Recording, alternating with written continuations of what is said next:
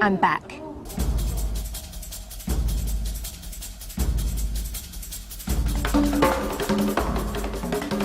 I'm stronger than ever, but I'm going to need to be.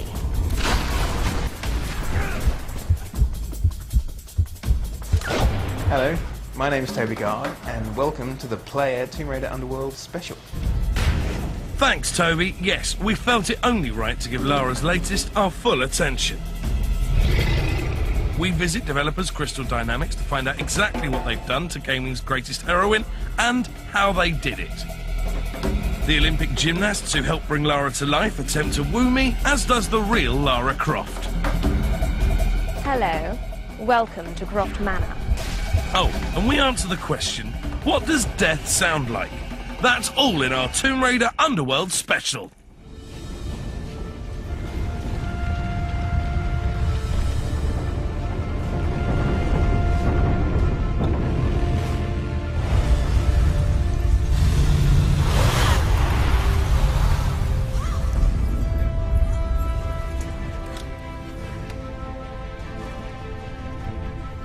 The basis for the story was, from the beginning, was to explore some of the Norse mythology, and obviously we worked out what we could do in terms of what kind of artifact to go after and what kind of pieces from the myths that we could pick on in order to create the story.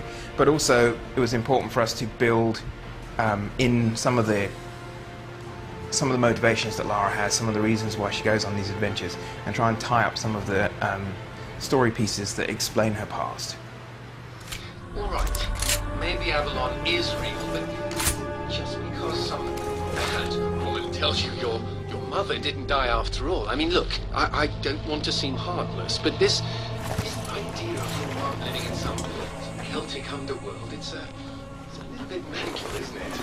I have no illusions that my mother is holding court in some mythical paradise, Alistair. I only want the truth, whatever it may be. The game starts out with Lara's mansion burning, and that is kind of what draws you in, trying to find out why the mansion is on fire. And then it cuts to previously, about a week before, and then she's in the Mediterranean on just one of her normal expeditions, and she swims down. So you're scuba diving, you're doing underwater puzzles.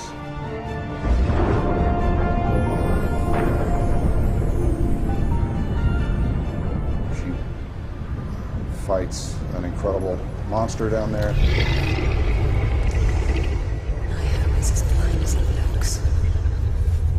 What she finds is Niflheim, which is one of the Norse underworlds.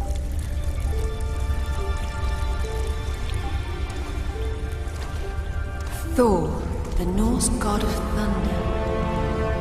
Whatever are you doing down here in Niflheim?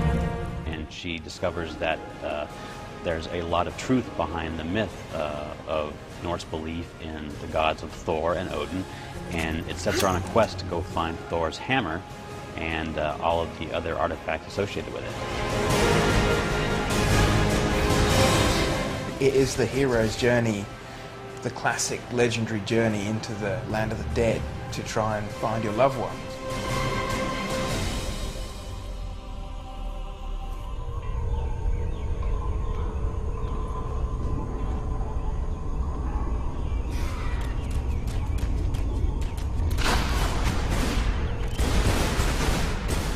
Very early on in pre-production, we came up with this philosophy that we call "What could Lara do?"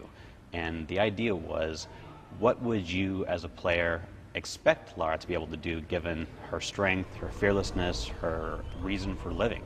And by using that guiding star, that gave us the ability to figure out what new moves to give her. We would be able to balance walk on a beam.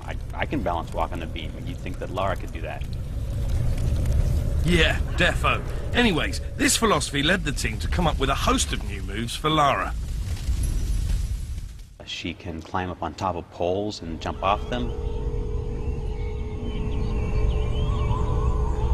She can free climb on walls with her handholds. She can shimmy along very thin ledges. comes to combat, she can split up her guns and shoot at multiple targets at the same time.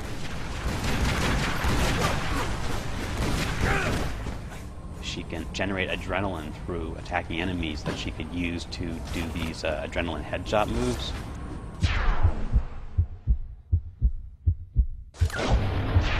She also has new weapons. In addition to her usual suite, she now has a tranquilizer gun for people that want to put animals to sleep rather than killing them all. She now has new gear items that she has at her disposal. She's got a sonar map.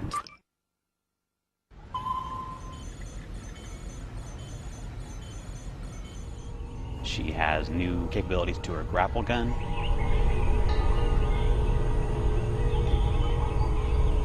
So by coming up with all of these new abilities, we not only deliver on the expectations of what you would expect Lara to be able to do, but we made the game more intuitive so that people didn't have to memorize a lot of arbitrary game rules about what you could and could not do, where you could do it, where you couldn't do it.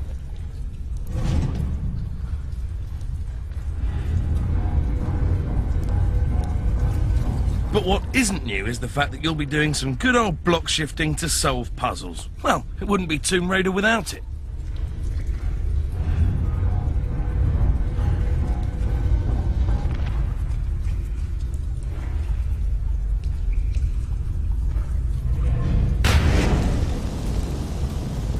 And as ever, you'll be spending a lot of time trying to figure out just what it is Lara's on about. Incredible. The carvings are clearly similar to early Germanic design, but this is far older than the 5th century, yet, strangely enough, more sophisticated. That's funny, I was thinking that just the other day. Early Germanic design, but this is To create the animation for the cutscenes, the team rounded up a host of actors and stunt performers and headed to their local motion capture studio. In the director's chair was Lara's original creator, Toby Gard. Let's see. Action. Rumour has it that to prepare for this super expensive shoot, Toby roped in anybody and everybody from the team to act out the scenes beforehand in the Crystal Dynamics store cupboard. Yes, yes, yes. Well, I don't tend to act out the scenes because I'm behind the camera, but the the animators do act it out. Yeah. And explosion. Yeah. Cool. And then that'll be it. Yeah. It depends who plays Lara on who is currently available during our little half-acting sessions, but it could be anyone. Blokes? Yeah, blokes too. Not obviously when we do the actual motion capture for the game, but when we're just trying to work out how the scene should play out, then yeah, we all muck in, and sometimes it could be anyone.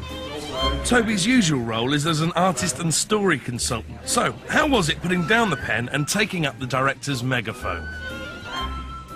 It's definitely a new experience being in a mocap studio, saying action and cut and all that kind of stuff. And it's a wrap. I was saying it's a wrap to people when I shouldn't be, because it means everyone can go home, right? And I'd say that a scene would look like it was good, and I'd go, it's a wrap, and everyone would go, what, really? And no, not really, no.